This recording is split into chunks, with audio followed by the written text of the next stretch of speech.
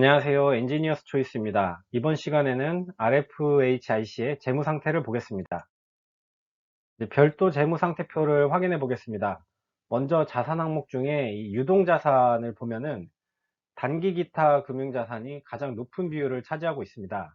19년도부터 이제 크게 증가해서 이제 22년 3분기까지 현재 약 1650억 원입니다.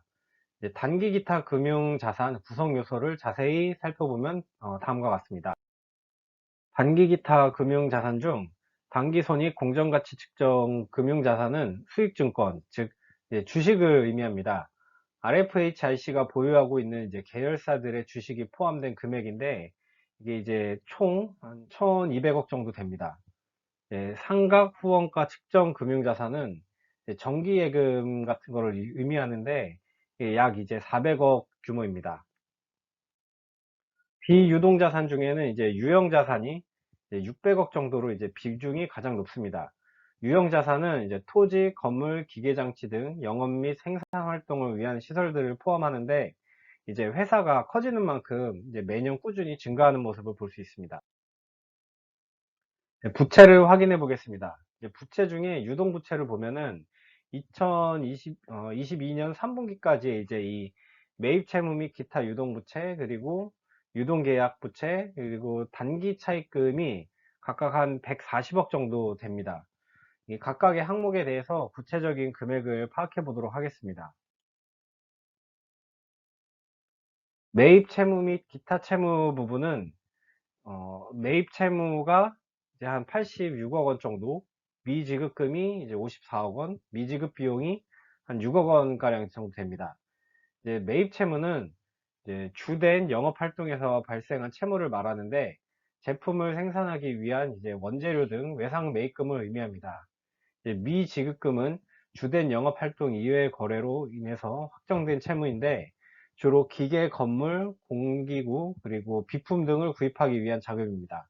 그리고 미지급 비용은 이미 발생된 비용이나 아직 지급 시점이 도래하지 않은 금액, 뭐 예를 들면은 대출 이자 비용이라던가 급여 등이 해당이 됩니다. 그리고 아래 이제 그 선수금이 이제 130, 선수금 138억이 이제 유동계약 부채에 해당이 됩니다. 이제 선수금이란 상품 등을 이제 판매하기 전에 계약금으로 미리 받은 대금으로 이제 상품을 이제 인도를 하면은 소멸이 됩니다.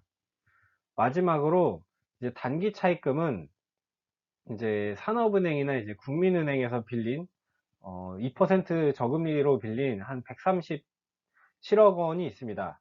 참고로 이제 장기 차입금은 산업은행에서 179억을 빌린 상태입니다.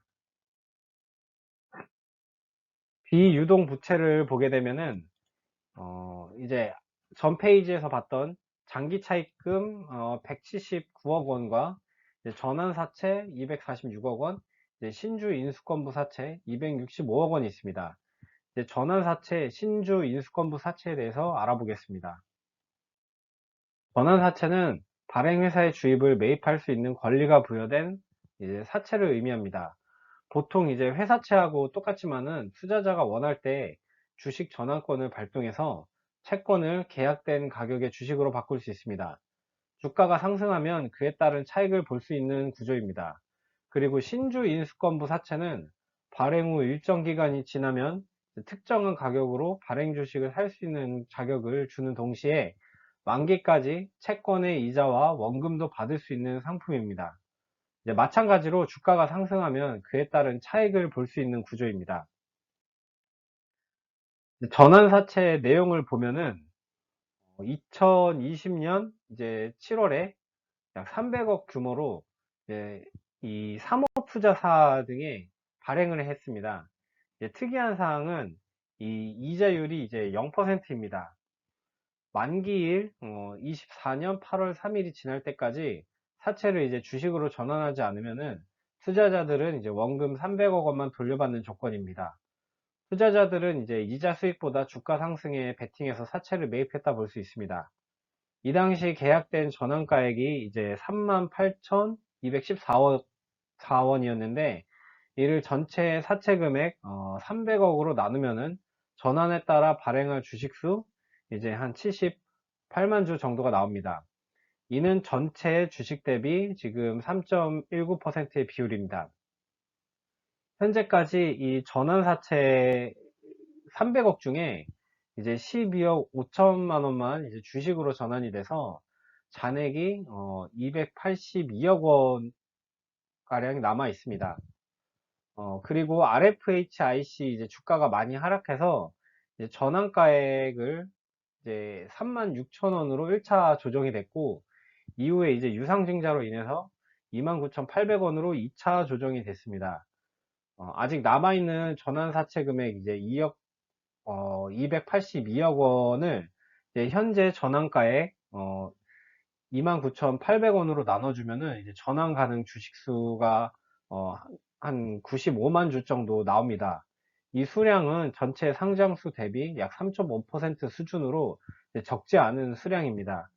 주가가 이제 29,800원 이상 올라가면은 이 물량들이 쏟아져 나올 수 있으니까 주의가 필요합니다. 신주 인수권부 사채 같은 경우에는 이제 21년도 2월 달에 300억 원 규모로 이제 인수인 SK증권에 발행을 하였습니다. 역시 이자율이 0%입니다. 투자자는 만기일 이전까지 약 45,289원에 주식을 살 수 있는 권리를 가질 수가 있고, 만기일에는 원금 300억 원을 돌려받는 조건입니다. 전환사채와 마찬가지로 투자자는 이제 이자 수익보다 주가 상승에 베팅해서 사채를 매입했다고 볼 수 있는데, 이제 이 당시에 그 행사가액을 보면은 RFHIC가 상당히 고평가받던 시기인 것 같습니다. 이 당시 행사가액이 이 당시 행사가액을 이제 전체 사채금액 300억에서 이제 나눠 보면은 신주 인수권 행사에 따라 발행할 이제 주식수 약 66만 주가 나옵니다. 이는 전체 주식수 대비 2.7% 비율입니다. 현재 신주 인수권부 사채 행사 가격은 이제 유상증자로 인해서 44,000원 정도로 이제 조정이 됐습니다. 이를 다시 계산을 해보면은 전체 주식수 대비 이제 2.5%입니다.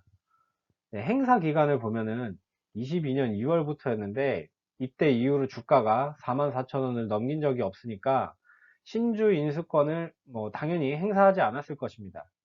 앞으로 24년 7월까지 44,000원이 이상으로 이제 넘어가게 되면은 신주 인수권 행사로 쏟아져 나올 물량도 꽤 되니까 이제 주의가 필요합니다. 현재 주가 기준으로 보면은 과연 이제 SK증권이 행사 기간 내에 신주 인수권을 행사할 수 있을지는 상당히 좀 의문이 들긴 합니다. 네, 뭐 계약 조건만 놓고 봤을 때는 RFHIC 입장에서 매우 유리한 조건으로 보여집니다. 마지막으로 자본 현황 보겠습니다. 가장 큰 비중을 차지하는 이제 자본 잉여금이 약 1,800억 원, 그리고 이익 잉여금이 한 980억 원 정도 됩니다. 이제 이 자본금은 주당 액면가의 발행 주식수를 곱해서 약 한 134억 원가량 됩니다. 그리고 이 자본 잉여금 중에 주식 발행 초과금이 약 1670억 정도 됩니다. 이 주식 발행 초과금은 주식의 이제 발행가액이 액면가액을 초과할 경우에 초과금액을 의미합니다. 예를 들어 가지고 21년 7월 달에 실시한 유상증자를 통해서 주식 발행 초과금이 얼마나 발생했는지 확인해 보겠습니다. 이 당시 모집가액이 29,800원이었고 총 280만 주를 발행을 해서 총 834억 원의 자금을 모았습니다. 이 중에 이제 액면가액인 14억 원을 제외를 해서 최종적으로 이제 820억 원의 주식 발행 초과금이 발생되었습니다. 이 주식 현재 총 1670억 중에 이 820억 원이 이 당시 유상증자를 통해 만들어졌습니다. 이상으로 RFHIC의 재무 상태를 확인해 봤습니다. 다음 영상에서는 영업활동 현금 흐름 그리고 향후 전망에 대해서 파악해 보도록 하겠습니다. 오늘 내용 유익하셨다면 구독, 좋아요 부탁드립니다. 감사합니다.